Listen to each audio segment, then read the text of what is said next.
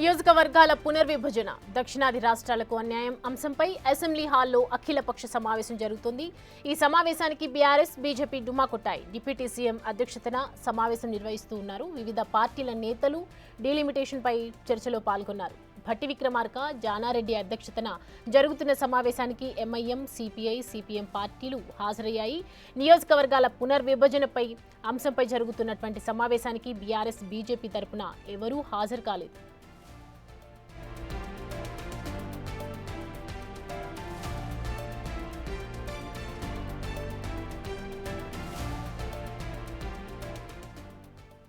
ఈ అంశానికి సంబంధించి పూర్తి డీటెయిల్స్ అందించడానికి మా ప్రతినిధి వాసు జాయిన్ అవుతున్నారు.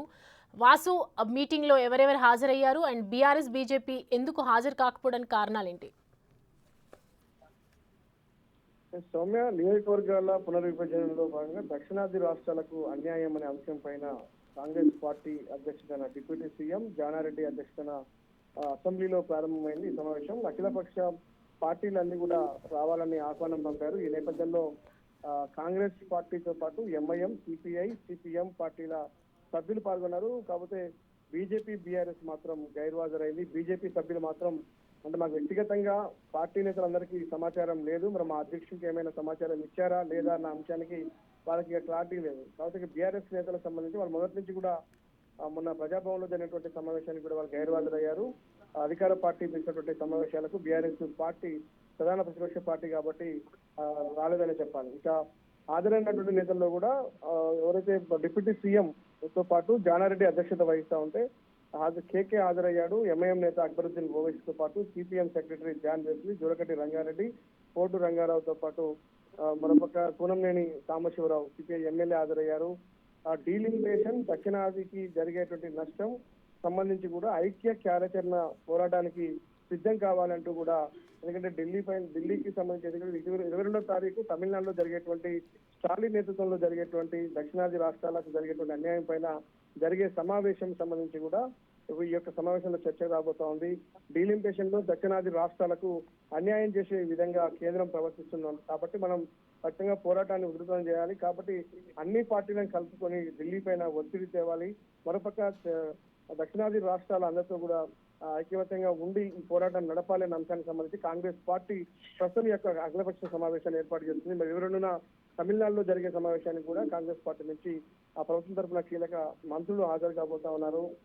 మరోపక్క ఈ సమావేశానికి ఎమ్మెల్యే కులంతో సిపిఎం, సిపిఐ, ఎంఐఎం కాంగ్రెస్ నేతలు హాజరైతే బీజేపీ, బీఆర్ఎస్ గైర్హాజరైంది.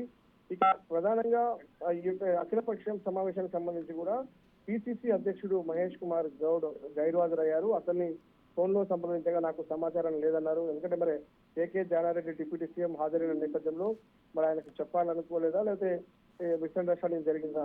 మహేష్ కుమార్ గారు నాకు సమాచారం లేదన్న సమాచారాన్ని ఆయన చెప్తా ఉన్నారు. అఖిలపక్షం భేటీకి పిసిసి అధ్యక్షుడు రాకపోవడం అసెంబ్లీలో చర్చనీయాంశంగా మారింది.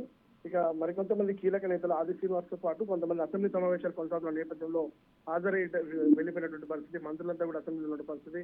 కేవలం జానారెడ్డి, మరొక డిప్యూటీ సీఎం భట్టి విక్రమార్క నేతృత్వంలో అఖిలపక్ష సమావేశం 6 గంటలకు ప్రారంభమై ప్రస్తుతం అయితే కొనసాగుతా ఉంది. మరో గంట పాటు కూడా ఈ సమావేశం కొనసాగబోతా ఉంది. ప్రధానంగా దక్షిణాది రాష్ట్రాలకు ఏ విధంగా అన్యాయం జరగబోతుంది, ప్రధానంగా తెలంగాణకు జరిగేటువంటి అన్యాయం ఏంటి, నియోజకవర్గాల డీలిమిటేషన్ కి సంబంధించి. కాబట్టి తమిళనాడుతో పాటు ఇతర దక్షిణాది రాష్ట్రాలతో కలిసి పోరాడాలంటూ కూడా ఈ యొక్క సమావేశం తీర్మానం చేసే అవకాశం ఉంది. విధి విధానాలు ఎలా ఉండాలి, రేపు జరగబోయేటువంటి తమిళనాడు సమావేశానికి ఎవరెవరు వెళ్ళాలి అన్న అంశానికి సంబంధించి కూడా అఖిలపక్షాన్ని కలుపుకొని కూడా హాజరయ్యే అవకాశం ఉంది.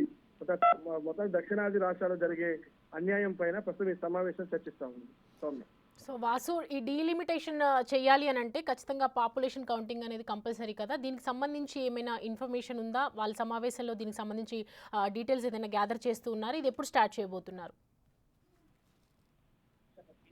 కేంద్రం ఏదైతే డీలిమిటేషన్ ప్రతిపాదనలకు సంబంధించి దక్షిణాది రాష్ట్రాల నియోజకవర్గాల పెరిగే అంశానికి సంబంధించి జనాభా ప్రాతిపదికన డీలిమిటేషన్ చేసే విధంగా ముందుకెళ్తే ఖచ్చితంగా తెలంగాణతో పాటు దక్షిణాది రాష్ట్రాలకు అన్యాయం జరిగే అవకాశం ఉంటుంది. కాబట్టి ఈ ప్రాతిపదికన తమ రాష్ట్రాల్లో, తమ దక్షిణాది కాకుండా ఉత్తరాది రాష్ట్రాల్లో కూడా అసెంబ్లీ, పార్లమెంట్లు సీట్లు పెంచుకునే యోచనలో భాగంగానే డీలిమిటేషన్ చేస్తా ఉంది. కాబట్టి దక్షిణాది రాష్ట్రాలకు అన్యాయం జరిగితే రేపు కేంద్రానికి సంబంధించి ప్రాతినిధ్యం వహించే విషయంలో కూడా అన్యాయం జరుగుతూ ఉందన్న కోణంలోనే ప్రస్తుతం అయితే ఈ యొక్క సమావేశం కొనసాగుతుంది. కాబట్టి ఖచ్చితంగా దక్షిణాది రాష్ట్రాలతో పాటు ఉత్తరాది రాష్ట్రాలకు సమానంగా డీలిమిటేషన్ అంశంలో కూడా వీళ్ళకు ఉన్నటువంటి అనుమానాలేంటి, కేంద్రం ఏ విధంగా అన్యాయం చేస్తుంది అన్న అంశానికి సంబంధించి ప్రస్తుతం కేవలం ఇది ప్రారంభ సమావేశము. ఇక్కడ విధి విధానాలకు సంబంధించి ఏ విధంగా అన్యాయం జరుగుతుంది మాత్రం వివిధ పార్టీల అభిప్రాయాలు సేకరిస్తారు. తర్వాత మరొక డేట్ ను నిర్ణయించి కూడా ఆ రోజు పూర్తి స్థాయిలో కూడా ఏ విధంగా ముందుకెళ్లాలి, ఎవరెవరిని కలుపుకోవాలి అనే అంశానికి సంబంధించి కూడా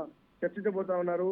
మరి బీజేపీ బీఆర్ఎస్ రాకపోవడానికి కూడా చర్చించే అవకాశం ఉంది. ఎందుకంటే కేంద్రంలో ఉన్నది బీజేపీ పార్టీ కాబట్టి ఇక్కడ కాంగ్రెస్ పార్టీ చేస్తున్నటువంటి ఈ యొక్క డీలిమిటేషన్ ఉద్యమానికి సంబంధించి బీజేపీ కలిసి రాకపోవచ్చు అనేటువంటి అనుమానాలు రేకెత్తా ఉన్నాయి. కాబట్టి వాళ్ళను మరొకసారి కూడా ఇప్పటికే కేంద్ర మంత్రులతో పాటు బీఆర్ఎస్ నేతలకు ఎంపీల సమావేశం నేపథ్యంలో కూడా అందరికీ ఆహ్వానం పంపినప్పుడు నేరుగా డిప్యూటీ సీఎంఏ ఫోన్ చేసిన నేపథ్యంలో ప్రజాభవన్ మీటింగ్ కూడా బీజేపీ బీఆర్ఎస్ కూడా ఎక్కడ హాజరుగాని పరిస్థితి. ఈ రోజు కూడా అసెంబ్లీలో జరిగే సమావేశానికి కూడా గైర్హాజరైన నేపథ్యం. కాబట్టి ఒకవేళ బీజేపీ బీఆర్ఎస్ కలిసి రాకపోయినా సరే ఏ విధంగా ముందుకెళ్లాలి, తమిళనాడులో జరిగేటువంటి కార్యక్రమానికి సంబంధించి అక్కడ ఏ రాష్ట్రాల్లో ప్రతినిధులు వస్తూ ఉన్నారు, ఏ నాయకులు వస్తూ ఉన్నారు, వాళ్ళతో ఎలాంటి చర్చలు జరపాలి, ఏ విధంగా ఉద్యమాన్ని ముందుకు తీసుకెళ్లాలి అన్న అంశానికి సంబంధించి జరగబోయేటువంటి అన్యాయం ఏంటి అనేది పూర్తి స్థాయిలో కూడా తర్వాత జరిగే సమావేశాల్లో కూడా ఒక క్లారిటీకి వచ్చే అవకాశం ఉంది. ప్రస్తుతానికి మాత్రం ఈ యొక్క అంశానికి సంబంధించి రేపు 22వ తారీఖు తమిళనాడులో జరిగే సమావేశానికి హాజరయ్యే అంశం పైన చర్చిస్తున్నట్టుగా తెలుస్తుంది. ఏ పార్టీలు కలిసి వస్తే ఆ పార్టీలతో కలిసి ముందుకు వెళ్లాలనే యోచనలో ప్రస్తుతం ఈ యొక్క సమావేశం జరుగుతుంది. ఈ సమావేశానికి జానారెడ్డితో పాటు బట్టి విక్రమార్క నేతృత్వం వహిస్తున్నారు. వీళ్ళు ఇచ్చేటువంటి ఆదేశాల అనుసారం కూడా రేపు భవిష్యత్తులో జరగబోయేటువంటి ఈ యొక్క డీలిమిటేషన్ సంబంధించిన దక్షిణాది రాష్ట్రాల అన్యాయం పైన వీళ్ళ డైరెక్షన్ లో కొనసాగే అవకాశం ఉంది. రేపు 22వ తారీఖు తమిళనాడు మీటింగ్ కూడా ప్రస్తుతం ఈ యొక్క సమావేశంలో పాల్గొన్న సభ్యులు కూడా హాజరయ్యే అవకాశాలు కనిపిస్తా ఉన్నాయి. అవసరమైతే మరోసారి జరిగే సమావేశాలకు మళ్ళీ బీఆర్ఎస్ బీజేపీలకు కూడా వ్యక్తిగతంగా పిలుపునిచ్చే అవకాశం ఉంది. మరి వాళ్ళు వస్తారా అంశం పక్కన పెడితే కలిసి వచ్చే పార్టీలతో కూడా ముందుకెళ్లాలని ప్రస్తుతం అయితే ఈ యొక్క కమిటీ నిర్ణయించింది. కాబట్టి సమావేశం కొనసాగుతుంది. ఇక సమావేశం ముగిసిన తర్వాత వివిధ పార్టీల నేతలు ఏం చెప్తారు, ఈ సమావేశం నిర్వహించినటువంటి డిప్యూటీ సీఎం జానారెడ్డి ఏం క్లారిటీ ఇస్తారు, ఎలాంటి నిర్ణయాలు ఇస్తున్నారు, మరికొద్ది సేపట్లో తెలిసే అవకాశం ఉంది. Right, thanks for the updates Vasu.